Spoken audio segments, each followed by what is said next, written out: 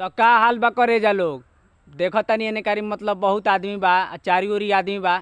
तो आज वीडियो बहुत थोड़ा आवाज़ कम आई तो ए खातिर सॉरी कहतानी, माफ़ करिए लो।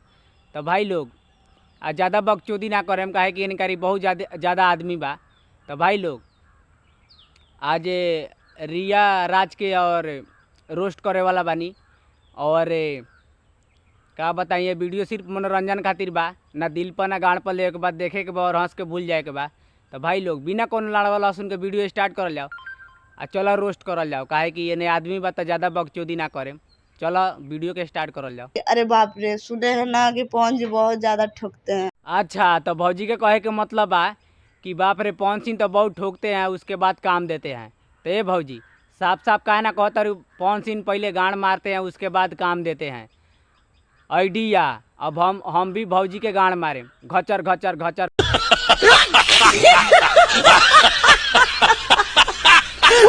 घचर घचर ना एक बहन चो कोनो बात भेल यार। मतलब सरिया में कर बहन चो मतलब पवन सिंह के बदलाम करता कि पवन सिंह पहले गांड मारते हैं उसके बाद काम देते हैं। ई कौन बात भेल यार। चलो हम मान लेनी कि मतलब वो पहले पेलन तबे काम देवलन।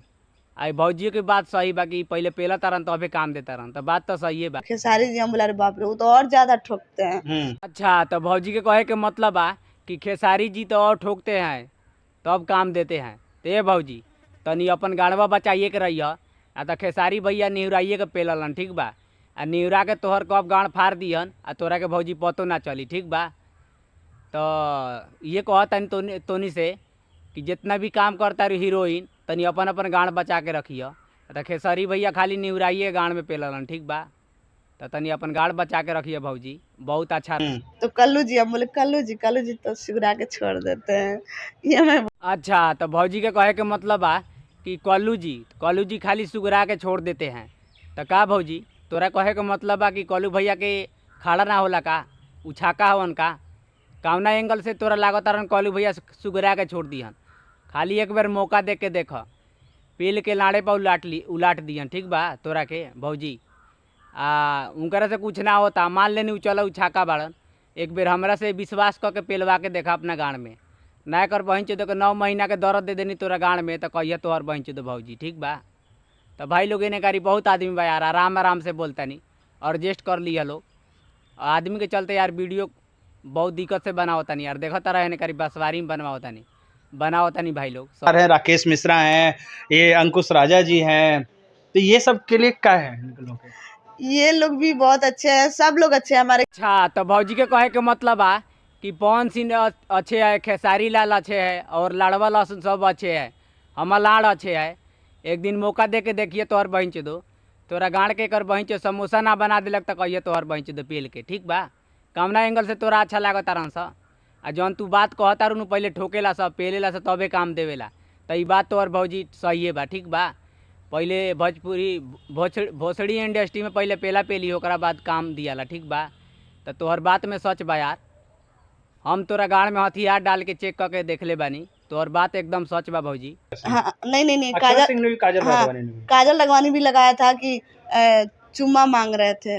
अच्छा, तो भौजी के कहे के मतलब बा कि अक्षरा सिंह बोल रही थी कि पवन सिंह चूमा मांग रहे थे। तो ये भौजी चूमा नहीं, ओकर गाड़ मांगत रहे, ठीक बा।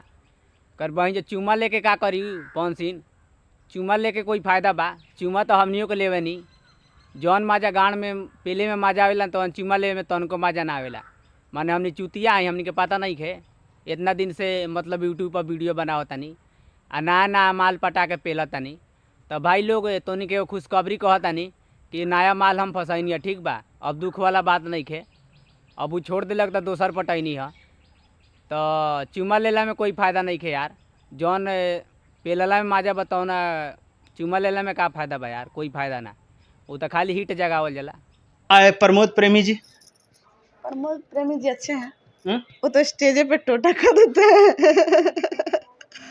मुड़ी के नमस्ते कर। उनका क्या है? अच्छा, तो भौजी के कहे के मतलब आ कि प्रमोद प्रेमी जी स्टेजे पर टोटा कर देते हैं। तो ये भौजी तू अपन गाड़वा तनी बचाइए के रखिए, ठीक बा। हाँ, तो प्रमोद भैया टोवला ना, टोते टोते कब तोरा गाड़ में पेल दियन कूद के, तोरा पता भी ना चली, ठीक बा भौजी। तो तनी अपन गाड़ बचा के रहिए। मतलब कामना एंगल से तोरा उ लागत रहा प्रमोद भैया खाली टोके छोड़ दिहन का उनकर सामान खड़ा ना होला। आ जइया उनकर खड़ा हो जाई तो तैया तोहर गाँड पेल दिहन ठीक बा पटक के। वैसे कहतनी अपन गाँड बचा के रख, तोरा ला सही रही भौजी। तो बस भाई लोग आज के वीडियो यहीं समाप्त करतानी। और अच्छा लागल हुई तो लाइक सब्सक्राइब करिए यार। चारी ओरी आदमी रलक है यार, बहुत मुश्किल से वीडियो बनैनी है, देख लो बसवारी मेहनत करी। और चारी ओरी आदमी रलक है तो थोड़ा आवाज़ कम आयल हो वीडियो में, एक खातिर सॉरी कहतानी, माफ़ करिए लोग छोट भाई समझ के। और वीडियो कुछ अच्छा लागल हुई तो लाइक सब्सक्राइब कर लिया। और जात जात कहतनी चैनल को सब्सक्राइब कर लिया। तब तक के लिए बाय। अभी देखा हाथ में सरवा रंग लागल बा। तब तक जात जात कहतनी चैनल को सब्सक्राइब कर लिया। तब तक के लिए बाय। घरों जाए।